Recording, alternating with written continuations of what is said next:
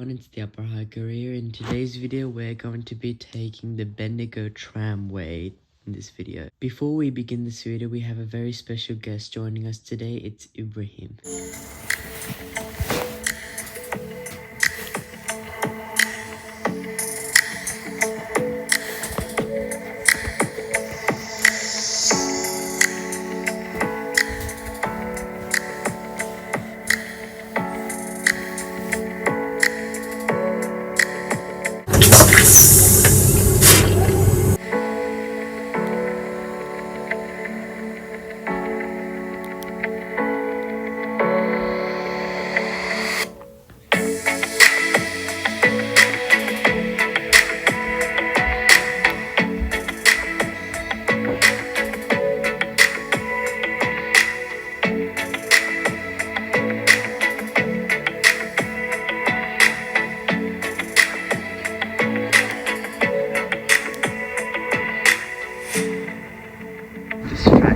It's so interesting.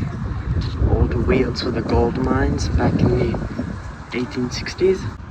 We're here at the tram stop, taking the tram from here and going to the gold mine station. Here it is. Fact of the day.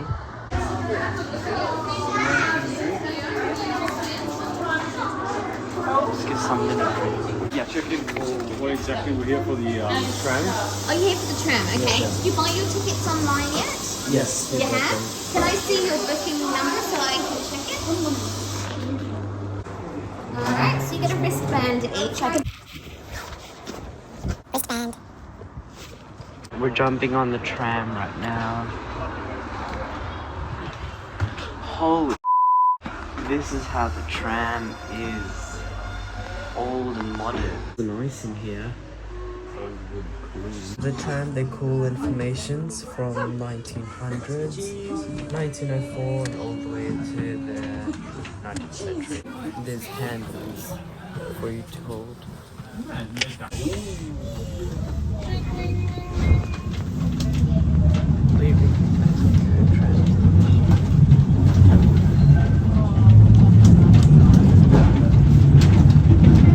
Vintage Talking Trams. I'm part of a fleet of the largest collection of original Melbourne trams in Australia.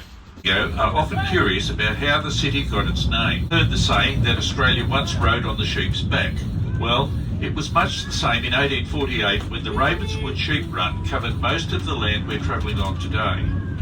The overseer of the southern area of the run was Tom. We're now travelling along High Street.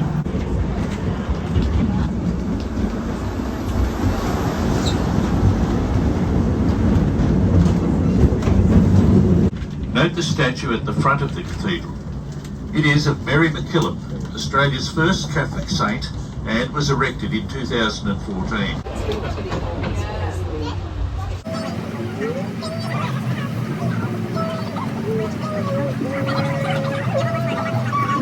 Keep in mind the Great Hustlers Reef, one of the richest reefs ever discovered in Australia. Notice the life-size statue of Sir George Lansford.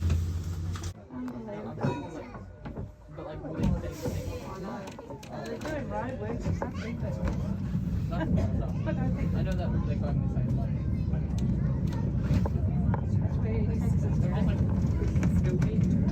At the same speed that the tram is moving, I'm going to just keep moving, and then just people come by you and to get across the tram.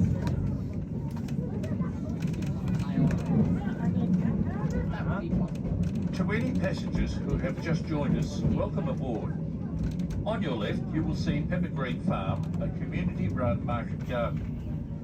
These gardens have been here since the 1850s and were started by the Chinese, who made up a quarter of the town's population in 1856. At the time, the Chinese saw an opportunity to supply fresh vegetables to the hungry diggers. For many years, their horse-drawn wagons laden with fresh produce were a familiar sight around Bendigo. The Chinese also recognised other business opportunities. Evidence of one such business was unearthed next to the gardens in 2005 when archaeologists discovered a 19th century Chinese brickmaking kiln. It is significant as the only known example of a Chinese brickmaking kiln outside of China.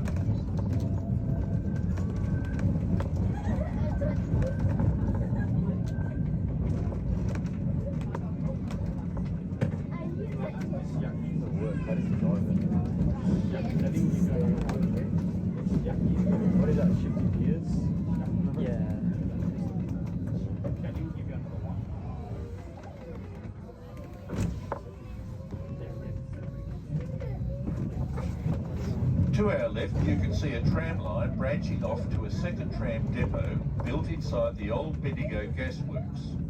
This depot dates back to the 1980s and houses the Tramway's spare vehicles.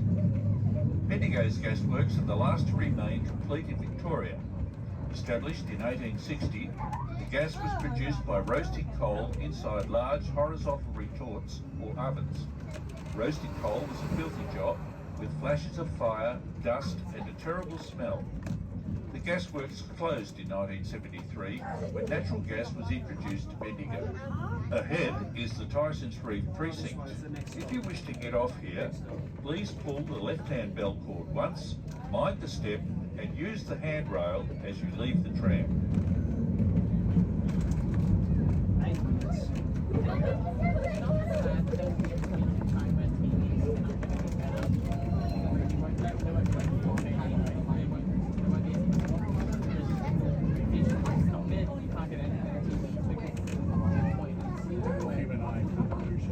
Tyson's Reef was named after James Hungry Tyson, a digger who set up a slaughter yard near here in 1852 to sell beef to the miners. When Tyson sold up 3 years later, he was a millionaire. So many who came to Bendigo in search of gold found their wealth in other ways. The area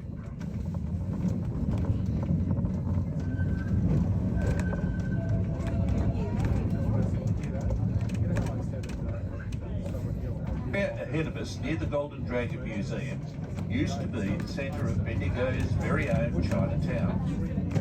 During the gold rush, thousands of Chinese walked almost 500 kilometres to Bendigo after first arriving in Robe on the South Australian coast.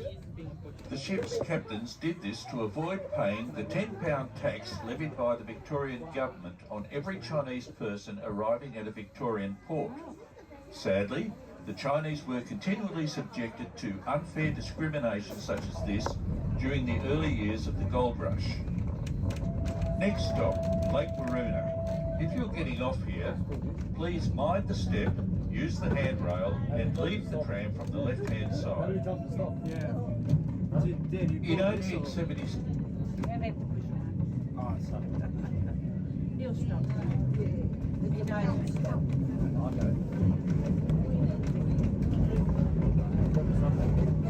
Time to get off, Dave.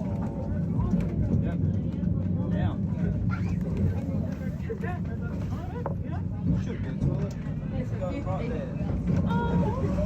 Yeah, so we're going to eat.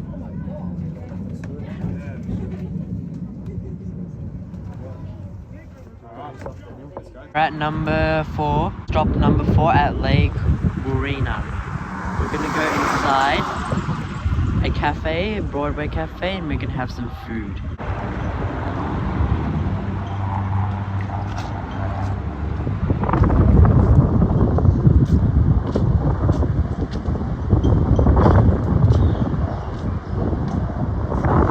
Crossing right there. Inside a cafe, some food too.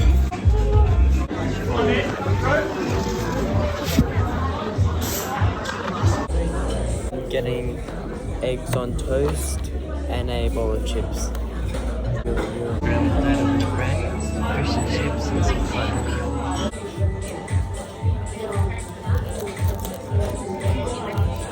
Classy man, eating a fork and knife with my hands. I'm too Arab for that.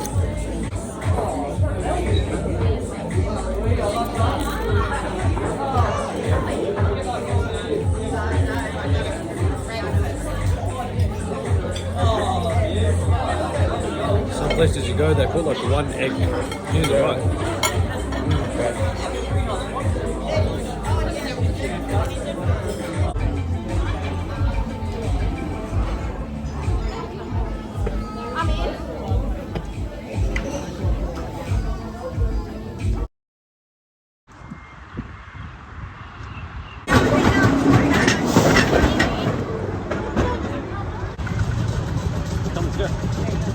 We're at the second station, next to the fountain. Hi Bendigo Tramways, hope to see you next time.